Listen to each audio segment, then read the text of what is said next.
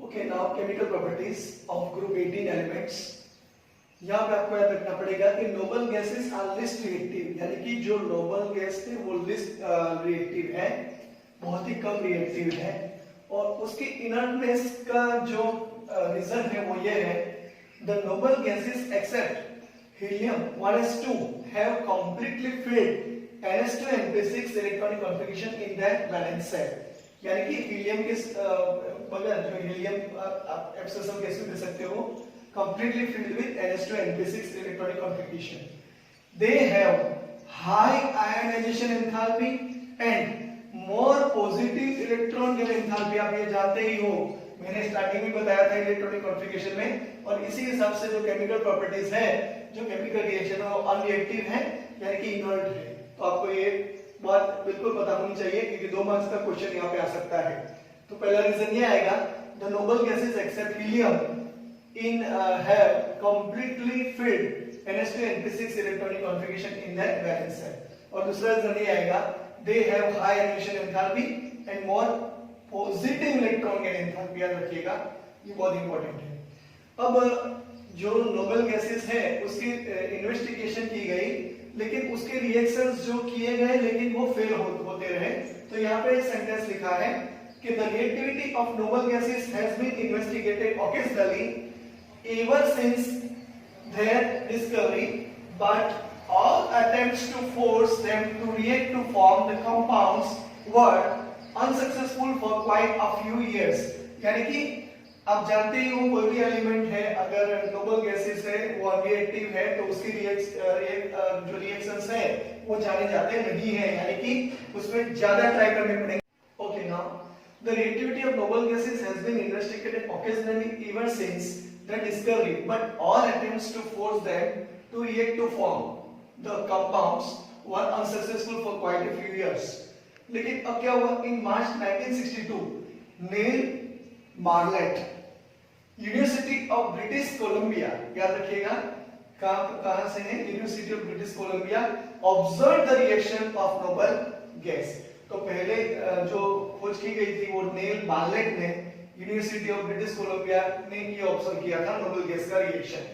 तो उन्होंने क्या किया, फर्स्ट ही prepared a red compound which is formulated as O2 plus PtF6 minus. याद रखिएगा, ये पहला जो कॉम्प्लेक्स कंपाउंड है ये प्रिपेयर किया गया था, और इसमें O2 plus PtF6 ये रेड कलर का था। याद रखिएगा, ये बहुत इंपॉर्टेंट है। तो रेड कलर का ये कंपाउंड उन्होंने फॉर्म किया था। तो यहाँ पे he realized that the first ionization enthalpy of, याद रखिएगा, first ionization enthalpy of molecular oxygen 1175 kilojoule per mole is or say was almost identical with that of Hc, that is 1170 kilojoule per mole. यानी कि दोनों की अगर ionization enthalpy, first ionization enthalpy को compare करें तो वो आइडेंटिकल थी, यानी कि सेम ही थी। तो उसी तरीके से उन्होंने क्या किया, ऑक्सीजन की जगह उन्होंने xenon ले लिया। So same type of compound with xenon and was successful in preparing another red colored compound, that is Hc plus PtF6 minus। याद रखिएगा, xenon और ऑक्सीजन के जो मॉलिक्यूलर है, मॉलिक्यूलर ऑक्सीजन, उसकी फर्स्ट आयनाइजेशन एंथैल्पी सेम थी, इसलिए ये कंपाउंड फॉर्म हुआ। तो यहाँ पे red coloured compound Hc plus PtF6 minus by mixing PtF6 with Hc। तो ये बहुत इंपॉर्टेंट एक कंपाउंड है, याद रखना पड़ेगा। इसको हम कॉम्प्लेक्स कंपाउंड भी कह सकते हैं, तो आपको ये याद रखना है। After this discovery a number of xenon compounds mainly with most electronegative elements like fluorine and oxygen have been synthesized। और इसका रीजन ये है, जो मोस्ट इलेक्ट्रोनेगेटिव हैं वो इसमें रिएक्ट करेंगे, ऐसा उन्होंने डिस्कवर किया। उसके बाद में the compound of krypton are fewer, that is only difluoride krypton F2, that is KrF2, krypton difluoride has been studied in detail। याद रखिएगा, क्रिप्टॉन का एक ही कंपाउंड यहाँ पे जो गया है वो डाइफ्लोराइड की फॉर्म में है, और क्रिप्टॉन KrF2 उसकी फॉर्मूला है। Compounds of radon have not been isolated but only identified, for example RnF2 radon difluoride by radio tracer technique. Which technique is used? Radio tracer technique. याद रखिएगा. No true compounds of argon, neon और helium are yet known. तो आपको ये याद रखना है. यहाँ पे ये बात बहुत इंपॉर्टेंट है. Xc plus PtF6 माइनस और जो स्टार्टिंग में किया था O2 plus PtF6 माइनस, ये आपको याद रखना है और साइंटिस्ट का नेम याद रखो. और यहाँ पे क्यों वो इनर्ट है उसका रीजन याद रखना पड़ेगा. और ज़ेनॉन और मॉलिक्यूलर ऑक्सीजन की जो आयनेशन एंथैल्पी है वो आइडेंटिकल है. इसके हिसाब से उन्होंने ये प्रिपेयर किया Xc plus PtF6 माइनस. तो ये बहुत ही इंपॉर्टेंट टॉपिक है. यहाँ पे ग्रुप 18 में बहुत बार पूछा गया है, तो आपको याद रखना है. आगे के हम डिस्कशन करेंगे जो ज़ेनॉन और फ्लोरीन कंपाउंड है वो, और उसके बाद में ज़ेनॉन और ऑक्सीजन कंपाउंड है वो, तो उसके बाद में उसके यूजेस. तो ये सारा हो गया है यहाँ पे chemical properties of group 18 elements with respect to we can say the different types of elements. Make a screenshot, उसको याद रखिए. Xenon fluorine compounds chemical properties का आगे पढ़ेंगे. यहाँ पे देखिए ज़ेनॉन और फ्लोरीन है, यानी कि ज़ेनॉन की फ्लोरीन के साथ रिएक्शन है. तो यहाँ पे आपको याद रखना पड़ेगा कि ज़ेनॉन और फ्लोरीन के रिएक्शन के लिए केमिकल कंपोजिशन यानी कि केमिकल जो रिएक्शंस कंडीशंस है उसका अप्लाई किया है. और दूसरा जो रिएक्टेंट है उसके प्रोपोर्शन को भी यहाँ पे एक्सप्लेन किया है. तो उस रिएक्शन में देखिए Xc gas plus F2 gas 673 kelvin to 1 bar pressure, xenon in excess. Okay, तो XeF2 सॉलिड मिल रहा है यानी कि ज़ेनॉन डाइफ्लोराइड. ये बाइनरी फ्लोराइड्स है, ये हमें मिलेंगे बाइनरी फ्लोराइड्स. याद रखिएगा यहाँ पे 3 बाइनरी फ्लोराइड्स मिलेंगे. Xc gas plus 2F2 gas 1:5 ratio 873 kelvin to 7 bar, we can say 7 bar pressure, XeF4 solid. तो आपको एक प्रोडक्ट मिलेगी xenon tetrafluoride. Xc gas plus 3F2, यहाँ पे 1:20 रेशियो आएगा. Xc gas plus 3F2 1:20 ratio 573 kelvin 60 to 70 bar pressure. तो हमें मिलेगा XeF6 सॉलिड यानी कि बाइनरी फ्लोराइड्स. तो आपको याद रखना है यहाँ पे प्रोपोर्शंस चेंज हो रहा है और प्रोडक्ट भी चेंज हो रही है. तो इस तरीके से हमें बाइनरी प्रोडक्ट मिल रही है. अगर हम ज़ेनॉन टेट्राफ्लोराइड का ऑक्सीजन डाइफ्लोराइड के साथ O2F2 के साथ इंटरेक्शन 143 केल्विन से कर रहे हैं तो हमें मिलेगा ज़ेनॉन हेक्साफ्लोराइड प्लस O2. तो आपको ये भी याद रखना है. तो सारे रिएक्शन बहुत इंपॉर्टेंट है कंप्यूटर रिएक्शन में, या कभी-कभी रिएक्शंस ओनली राइट रिएक्शंस इस तरीके से क्वेश्चन भी आते हैं, तो आपको याद रखना पड़ेगा. दूसरी बात यहाँ पे लिखा है XeF2, XeF4 and XeF6 are colorless crystalline solids and readily sublimise at 298 Kelvin. Sublimise readily at 298 Kelvin. याद रखिएगा sublimise का मतलब क्या होता है? Solid is directly converted into gaseous form. So यहाँ पे याद रखना है ये कलरलेस क्रिस्टलाइन सॉलिड्स है. याद रखिएगा they are powerful fluorinating agents. तो which are fluorinating agent from the following? तो आपको कोई भी यहाँ पे दिया गया हो तो आपको याद रखना पड़ेगा they are powerful fluorinating agent यानी कि F- को सप्लाई कर रहे हैं. they are readily hydrolyzed even by traces of water. अगर आप एग्जांपल ले रहे हो XeF2 का ज़ेनॉन डाइफ्लोराइड का, अगर वो हाइड्रोलाइज हो रहा है तो हमें मिलेगा प्रोडक्ट में Xe यानी ज़ेनॉन HF and O2. तो यहाँ पे रिएक्शन लिखा है XeF2 का 2 moles when reacts with 2 moles of water molecule, तो हमें मिलेगा 2Xe, यहाँ पे 2HF हो जाएगा यानी कि 4HF टोटल होता है क्योंकि 2 into 2 4, 2 into 2 4, so 4HF और डाइऑक्सीजन हमें मिलेगा, डाइऑक्सीजन गैस मिलेगा. तो आपको याद रखना है यहाँ पे स्ट्रक्चर्स ऑफ XeF2, XeF4 और XeF6 जो ड्रॉ किए हैं इसमें ये लीनियर है HCF2, यानी कि सेंटर में Xc है, उसके बाद में लीनियर में यानी कि एक लाइन में फ्लोरीन और दूसरे ऑपोजिट साइड में भी फ्लोरीन है, और यहाँ पे 3 लोन पेयर ऑफ इलेक्ट्रॉन है, यानी इस स्ट्रक्चर में 2 बॉन्डिंग पेयर है जो xenon के साथ फ्लोरीन के साथ डायरेक्ट अटैच हो रहे हैं, और 3 लोन पेयर ऑफ इलेक्ट्रॉन है। याद रखिएगा, बहुत इंपॉर्टेंट क्वेश्चन है। According to BSEPR principle, how many bonding pair and lone pair is present and what is the structure of HCF2? तो आपको याद रखना है लीनियर होगा। उसी तरीके से दूसरा एक क्वेश्चन है HCF4, what is the shape of HCF4? So square planar, याद रखिएगा स्क्वायर प्लेनर बहुत ही सिंपल है। अगर आपने टेक्स्ट बुक ली है तो टेक्स्ट बुक के ऊपर से FF लगा दो और ऊपर के साइड एक इलेक्ट्रॉन जो पेयर है वो बता दो।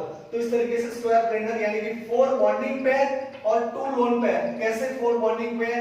तो देखिए Xc 4 फ्लोरीन के साथ अटैच हो रहे हैं तो बॉन्डिंग पेयर होगी, और ये लोन पेयर है या नॉन बॉन्डिंग पेयर इलेक्ट्रॉन भी कहा जाता है। यानी कि यहाँ पे 4 बॉन्डिंग पेयर और एक यहाँ पे और एक नीचे भी है, देख लीजिए। तो यहाँ पे 2 लोन पेयर ऑफ इलेक्ट्रॉन्स है, एक नीचे भी है, देखिए 1 2, यानी कि 2 लोन पेयर, और ये 1 2 3 4, ये 4 बॉन्डिंग पेयर हो गया। तो आपको याद रखना है। उसी तरीके से HCF6 वो डिस्टॉर्टेड ऑक्टाहेड्रल स्ट्रक्चर है, लेकिन found experimentally in the gas phase. 6 यहाँ पे गैसेस फेज में मिलेगा 6 बॉन्डिंग पेयर। देख लीजिए, ये एक बॉन्डिंग पेयर, दूसरी, तीसरी, चौथी, पांचवी और छठी, तो 6 बॉन्डिंग पेयर और ओनली 1 नॉन बॉन्डिंग पेयर और लोन पेयर। याद रखिएगा, बहुत बार पूछा गया क्वेश्चन है, how many bonding pair and lone pair present in HCF2, HCF6, HCF4। किसी भी तरह के क्वेश्चन हो तो अगर आपको स्ट्रक्चर आ गया तो आप बहुत इजी तरीके से इसका आंसर दे पाओगे। HCF6 is distorted octahedral. क्यों? क्योंकि वहां पे लोन पेयर ऑफ इलेक्ट्रॉन है, वो रिपल करेगा, इसलिए फ्लोरीन थोड़ा डिस्टॉर्टेड होगा। तो आपको याद रखना है, यहाँ पे परफेक्ट ऑक्टाहेड्रल नहीं मिलेगा, लेकिन डिस्टॉर्टेड ऑक्टाहेड्रल स्ट्रक्चर मिलेगा।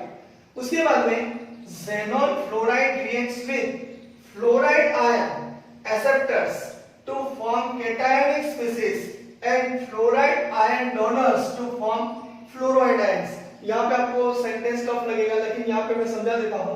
HCF2 और PF5 में ये F यहाँ पे माइनस हो जाएगा, यहाँ पे जाएगा, तो यहाँ पे एक F रिड्यूस हुआ, इसका मतलब HCF पॉजिटिव चार्ज, और उसके बाद में PF6 यहाँ पे आएगा नेगेटिव चार्ज। उसी तरीके से यहाँ पे देखिए HCF4 प्लस SbNF5 एंटीमनी पेंटाफ्लोराइड, तो यहाँ पे फ्लोराइड चला जाएगा तो HCF3 प्लस आएगा और SbF6 माइनस आएगा।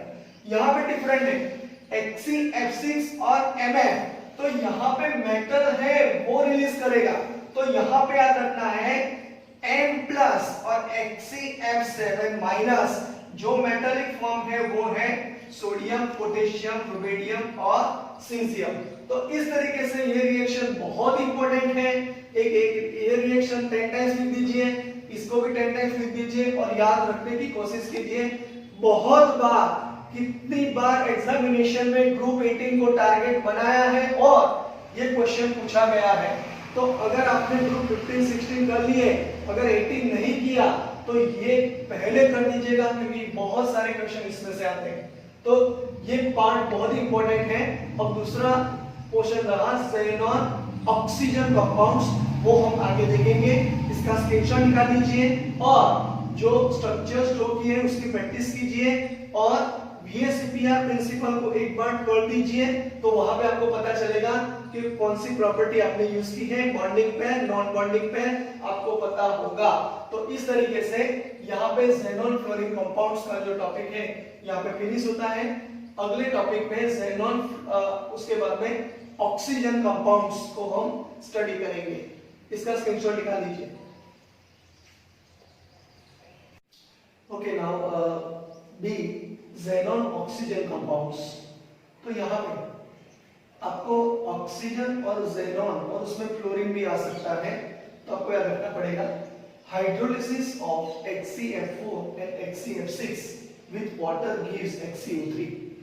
अब मैं आपको बता देता हूँ, ये दो रिएक्शन आप 10 टाइम्स लिख दीजिए, क्योंकि याद रखने की कोई इसमें कोई ऐसी टेक्निक नहीं है, लेकिन फिर भी 6HCl4 plus 12H2O, it gives 4Hc plus 2HCO3 plus 24HF plus 3O2।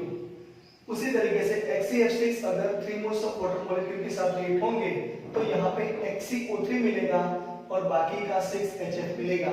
वो किस तरह देख लीजिए, यहाँ पे F6 और 3 2 6 यानी 6HF और यहाँ पे HCO3। Is it clear? xenon trioxide HCO3। So partial hydrolysis of HCl6 gives oxyfluorides, यानी कि HCO4 and HCO2F2 मिलेगा। यहाँ पे HCF6 plus H2O करोगे तो आंसर आएगा HCOF4 plus 2HF, यानी कि यहाँ 2H और यहाँ पे 2F लेना है तो 2HF हो जाएगा, यहाँ पे 2H प्लस होगा, यहाँ पे 2F माइनस होगा और इसी तरीके से ऑक्सीजन ज्वाइन होगा डायरेक्टली। सो HCOF4 ये स्ट्रक्चर मिलेगा। HCF6 plus 2H2O it gives HCO2 plus HCO2F2 plus 4HF। याद रखिएगा, HCF6 plus 2H2 it gives HCO2F2 plus 4HF। तो ये 1 रिएक्शन 2 3 और 4 बहुत ही डिफरेंट तरीके से पूछे जाते हैं, कंप्लीट रिएक्शन फॉर्मेट में पूछे जाते हैं, तो आपको याद रखना पड़ेगा। HCO3 is colorless explosive solids, याद रखिएगा एक्सप्लोसिव सॉलिड्स है। And HCOFO is colorless volatile liquid, इसमें कोई कभी कभी पूछा जाता है TTFT, इस टाइप के क्वेश्चन पूछे जाते हैं, तो आपको याद रखना पड़ेगा HCO3 is colorless explosive solid जो सॉलिड है और HCOF4 is colorless volatile liquid है। याद रखिएगा, ये सेंटेंस को आपको याद रखना पड़ेगा। यहाँ पे स्ट्रक्चर आएगा Hc double bond O F F F F, यानी कि स्क्वायर पिरामिडल आएगा और जो बॉन्डिंग पेयर और लोन पेयर ऑफ इलेक्ट्रॉन है वो Hc के हिसाब से कितने होते हैं, ऐसा क्वेश्चन आया तो यहाँ पे आपको याद रखना है lone pair of electron only 1 होगा, तो याद रखना है HCOF4 स्क्वायर पिरामिडल है, स्क्वायर पिरामिडल याद रखिए। HCO3 पिरामिडल शेप है, आप वो तो जानते ही हो, NH3 की तरह की प्रॉपर्टी है, यानी कि यहाँ पे 1 लोन पेयर ऑफ इलेक्ट्रॉन है, तो ये पिरामिडल है, ये स्क्वायर पिरामिडल है। शेप याद रखिएगा और इसकी फॉर्मूला याद रखिएगा, तो बहुत इजी तरीके से आप उसको इस क्वेश्चन का आंसर दे पाओगे। बहुत इंपॉर्टेंट क्वेश्चन है, ज़ेनॉन और फ्लोरीन कंपाउंड्स वाला और ज़ेनॉन ऑक्सीजन कंपाउंड्स वाला बहुत बार पूछा गया है। अब यूजेस की बात करते हैं। यूजेस में आएगा जो लास्ट टॉपिक है अपना, इस चैप्टर का लास्ट टॉपिक जो है ये यूजेस है। तो पहले बात करते हैं हीलियम के यूजेस की।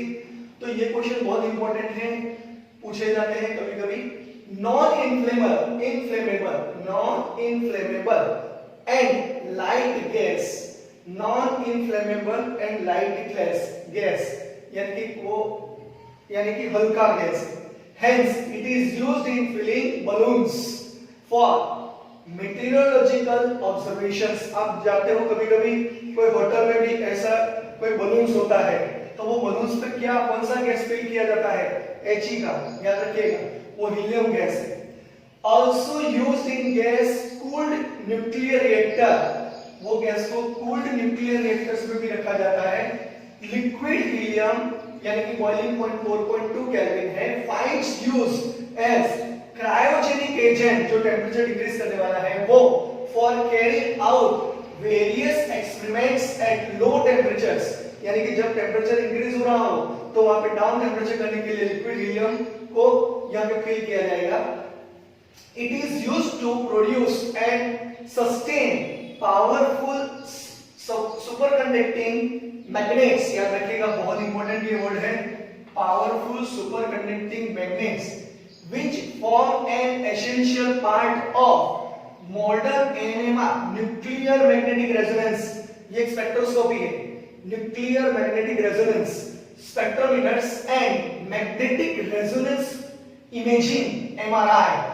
कभी-कभी डॉक्टर कहते हैं कि MRI करवाना पड़ेगा अगर आपकी हार्ट बीट्स का कोई प्रॉब्लम आया तो वो है सिस्टम्स फॉर क्लिनिकल डायग्नोसिस। तो ये बहुत इंपॉर्टेंट पार्ट हो गया क्योंकि ये क्लिनिकल लेबोरेटरी में भी यूज होता है। It is used as a diluent for oxygen in modern dining apparatus because of its very low solubility in blood. Already आप चैप्टर 2 सॉल्यूशन में पढ़ चुके हो, हेनरीज लॉ में एक्सप्लेन किया था, इसमें भी ये आया था। आप जानते हो हीलियम गैस को भी फिल किया जाता है, तो वो बहुत इंपॉर्टेंट है। क्यों? तो यहाँ पे रीजन है it's very low solubility in blood, तो ब्लड में सॉल्युबिलिटी बहुत ही कम है, इसलिए इसको डाइल्यूटेंट फॉर ऑक्सीजन के साथ मिक्स किया जाता है। सेकेंड है neon, used in discharge tubes and fluorescent bulb for advertisement display purposes and also used in botanical, yes, it's very important, botanical gardens and in greenhouses. greenhouse जो होता है उसमें भी यूज किया जाता है और बल्ब में भी पेल किया जाता है। फ्लोरोसेंट बल्ब, आप जानते हो फ्लोरोसेंट ट्यूब, फ्लोरोसेंट बल्ब, तो उसमें भी पेल किया जाता है। आर्गन, ये बहुत इंपॉर्टेंट पार्ट है। To provide inert atmosphere in high temperature metallurgical processes and metallurgical process कौन सी होंगी? वेल्डिंग और जो ज्वाइन करने वाली है वेल्डिंग वाली process, and for filling electric bulbs also used in laboratory for handling, यहाँ पे लिखा है handling substances that are air sensitive, ये बहुत इंपॉर्टेंट पार्ट है। लेबोरेटरी में भी हैंडलिंग जो करने के लिए जो सब्सटेंसेस होते हैं उसको एयर सेंसिटिव जो होते हैं उसमें भी यूज किया जाता है। आर्गन बहुत इंपॉर्टेंट पार्ट है। क्रिप्टॉन, ज़ेनॉन, इसकी कोई यूजेस अभी तक अच्छी जानी नहीं गई, लेकिन used in light bulbs design for special purpose, याद रखिएगा। तो आपको यहाँ पे ये यूजेस तो रेडी करने पड़ेंगे क्योंकि यूजेस आपको याद रखने पड़ेंगे। अगर क्वेश्चन आए तो 3 मार्क्स का क्वेश्चन है, right A note on uses of group 18 elements, तो आपको ये यूजेस याद रखने पड़ेंगे, लिख के याद रखो, बहुत ही अच्छा रहेगा क्योंकि ये बहुत इंपॉर्टेंट टॉपिक है। ज़ेनॉन ऑक्सीजन कंपाउंड्स में मैंने बताया बहुत सारे रिएक्शन ऐसी हैं आपको याद नहीं रहेगी, 10 टाइम्स उसको लिख दीजिए, याद रखने की कोशिश कीजिए, स्ट्रक्चर को ड्रॉ कीजिए। सो ये चैप्टर में बहुत इंपॉर्टेंट पार्ट ग्रुप 18 का यहाँ पे फिनिश हो रहा है। अब आपको मैं बता देता हूँ चैप्टर 7 में सभी आपने ग्रुप देखा, 15 ग्रुप देखा, 16 देखा, 17 देखा और 18 देखा। इसमें फिजिकल और जो एटॉमिक प्रॉपर्टीज है और जो केमिकल प्रॉपर्टीज डिफरेंट होगी, लेकिन एटॉमिक और फिजिकल प्रॉपर्टीज वो सेम ही है। आप अगर देखो तो किसी में थोड़ा चेंज है लेकिन वो प्रॉपर्टी के हिसाब से, यानी कि जो ट्रेंड से इसके हिसाब से वो चेंज है, तो आपको वो याद रखना पड़ेगा। तो आपको यहाँ पे इजी करने के लिए इलेक्ट्रॉनिक कॉन्फ़िगरेशंस, उसके बाद में प्रॉपर्टीज, उसके बाद में केमिकल प्रॉपर्टीज, उसके बाद में जो टॉपिक बहुत इंपॉर्टेंट है, अगर हम नाइट्रोजन की बात करें तो अमोनिया वाला टॉपिक, उसकी प्रिपरेशन, प्रॉपर्टीज एंड यूजेस, जो भी एलिमेंट है उसके कंपाउंड की प्रॉपर्टीज, और we can say that first of all preparation, properties and uses बहुत इंपॉर्टेंट है। एलोट्रोपिक फॉर्म बहुत इंपॉर्टेंट है। इंटेक्स क्वेश्चन जो हमने कवर कर लिए हैं, अंदर ही आ गए हैं, तो आप वो देख लीजिएगा और एक्सरसाइज में जो क्वेश्चंस है उसको भी सॉल्व कर दीजिए। तो ये बहुत इजी तरीके से ये चैप्टर आप कर पाओगे। तो यहाँ पे चैप्टर 7, यहाँ पे जो लास्ट एनसीईआरटी की जो सेंटेंस है उसके हिसाब से चैप्टर 7 यहाँ पे फिनिश हो रहा है। तो आपको यहाँ पे बहुत अच्छी तैयारी करनी पड़ेगी क्योंकि मैक्सिमम वेटेज इस चैप्टर का है। मेरे ख्याल से अगर 8 मार्क्स का मैं कहूँ तो मैं गलत नहीं हूँ, 8 मार्क्स का तो है ही, क्योंकि बहुत इंपॉर्टेंट चैप्टर है। आपको लिख के करना पड़ेगा, मिक्स ना हो ऐसा करना पड़ेगा, एक सेंटेंस को रीड करना पड़ेगा और उसके बाद में आप आंसर दे पाओगे। तो आपको ये चैप्टर 7 लिख के और रीड करके और समझ के आपको करना है, और आपको यहाँ पे टेक्निक या सिस्टम्स का यूज करना पड़ेगा, और उस सिस्टम से अगर जाओगे तो चैप्टर 7 बहुत इजी होगा। स्टैंडर्ड 12 के लिए एनसीईआरटी टेक्स्ट बुक में ये बहुत अच्छा चैप्टर है और इस चैप्टर की इंपॉर्टेंस भी ज्यादा है। आपने चैप्टर 7 जो अभी 27 लेक्चर्स में पढ़ा, उसमें एनसीईआरटी टेक्स्ट बुक का जो सेंटेंस है वही मैंने लिया है, तो आपको अच्छा लगा होगा। तो इस तरीके से हम चैप्टर 7 यहाँ पे फिनिश कर रहे हैं। Thank you.